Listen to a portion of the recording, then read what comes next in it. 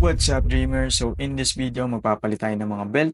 Kasi yung belt ko is super squeaky, lalo na pag nire-rev siya. So pakita ko sa inyo. And as you can see here, yung belt natin is sobrang lalim na ng mark ng pulley. So papalitan na natin siya. Pero bago natin siya palitan guys, papakita ko muna sa inyo ano yung mga itsura ng belt pagpalitin na siya. And as you can see here, meron na siyang mga cracks. So pag may nakita kayong ganyan sa belt nyo, that's the time na kailangan nyo na siya palitan. Kasi delikado, baka maputol. And also, pag may nakita kayong hiwa, just like that guys. And also, pag may nakita kayong mark na malapit na siya mag-crack, that's the time na kailangan nyo na siya palitan. So huwag nyo na siya intayin maputol bago nyo siya palitan, especially in the season na magtatag-ulan na, sobrang hassle maputulan ng belt sa daan. So paparinig ko muna sa inyo yung sinasabi ko na squeaky sound pag nire-rev.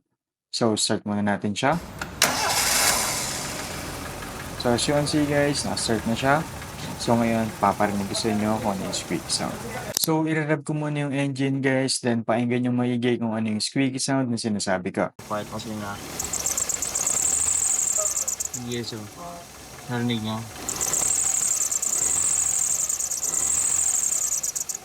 So imagine ninyo na lang yung ingay na ginagawa nito habang nananakbo ako, no? So ngayon magpapalit na tayo ng mga belt. Pero kung wala pa naman kayong parts or wala pa kayong belt, pwede nyo naman siya i-adjust dito sa may adjuster as long as wala pa siyang cracks or mga punit sa belt. So ngayon guys, papalitan na natin yung mga belt natin. Then para mapalitan yan, luwagan muna natin yung power steering pump. So dalawang 14mm na naman siya para maluwagan siya para mahugot natin yung belt. So isa dito sa taas and isa din sa may adjuster niya. So luwagan muna natin dito sa may taas guys. So gamit lang tayo ng 14mm na socket at saka ratchet para maluwagan siya.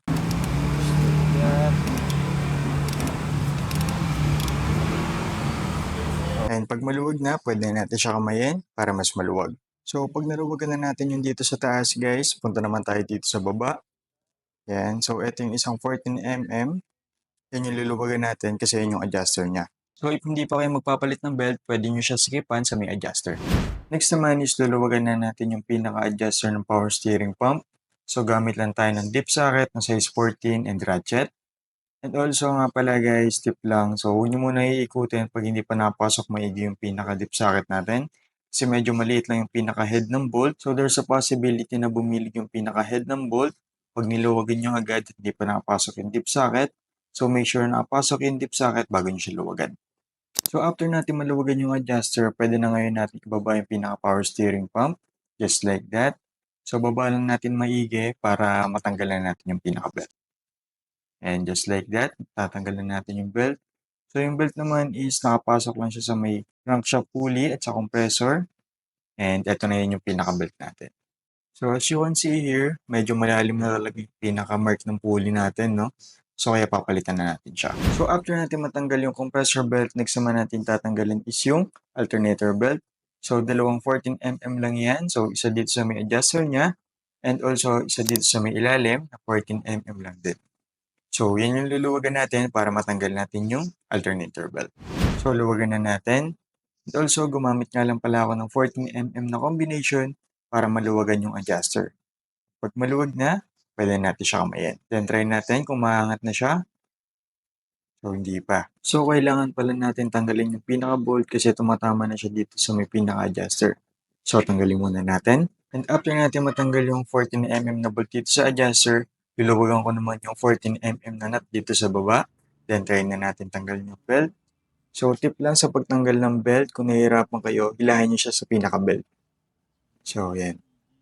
So hawakan nyo yung belt, then hila pataas. Just like that, pwede natin matanggal yung pinaka-belt natin. And eto na ngayon yung alternator belt natin. And as you can see, malalim na rin yung kain ng pulley sa belt natin. And also, magpapalit na nga rin pala tayo ng adjuster. Kasi yung adjuster natin is pinagdugtong lang.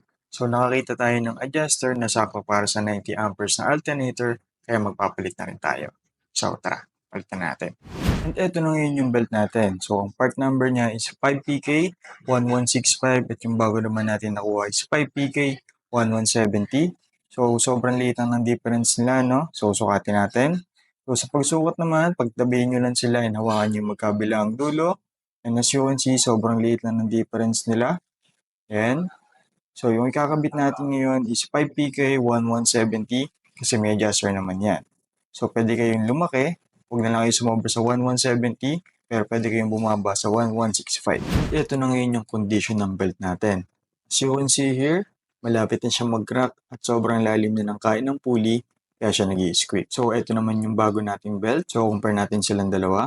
Pagtabihin natin. So, kita nyo dito, sobrang lalim na talaga ng kain ng pulley dito sa belt nating luma. And ito naman yung bago nating belt na ikakabit at kitang-kita nyo naman yung difference nilang dalawa. So, Mitsubishi nga pala yung brand ng alternator belt na nakuha natin. Kasi wala na akong makitang bando. Pero it doesn't matter kasi brand lang naman siya.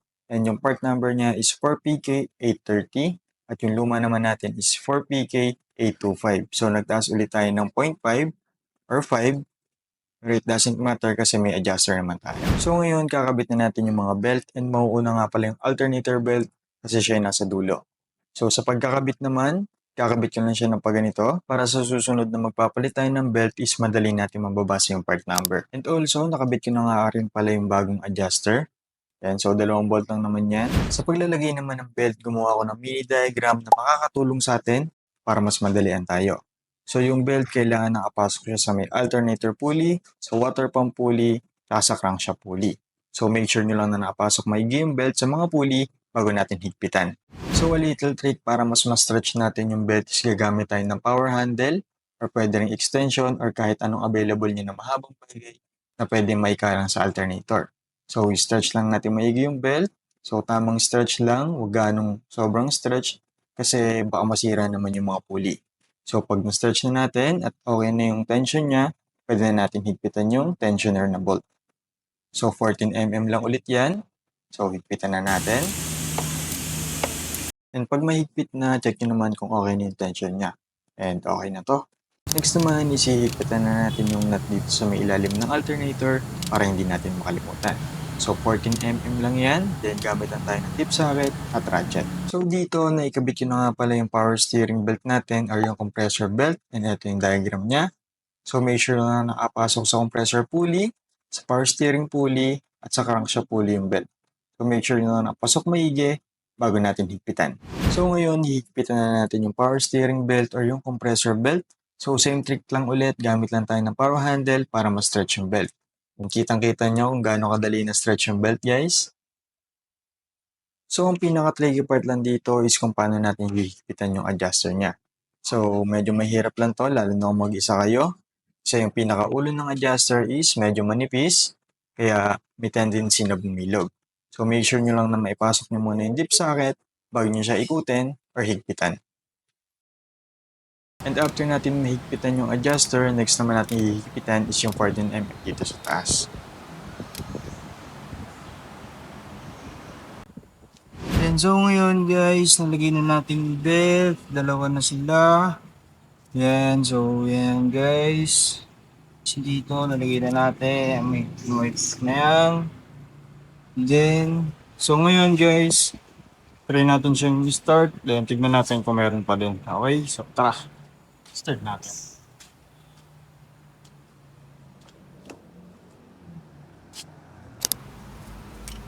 Yan. So, start natin guys. Yan, so start natin.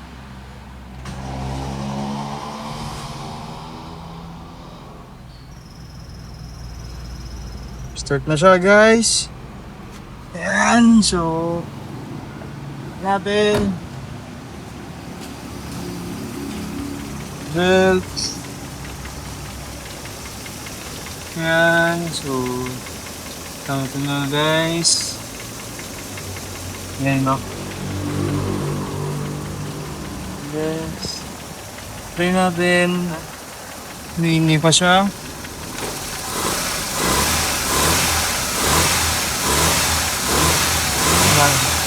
Yan, ito nyo guys. Wala nang ingay. So, that's it guys. So, ganun lang kadali magpalit ng belt. So, ito yung belt natin. So, wala pa siyang crack, pero malapit na siyang magka-crack. Wala pa siyang punit, and ayaw naman natin mapunit yung belt natin. So, pinlitan na natin. Kasi prevention is better than cure. So, that's it guys. So, if you like this video, please give it a thumbs up. And if you have any suggestion, please comment down below. And always remember guys, chase those dreams. Peace.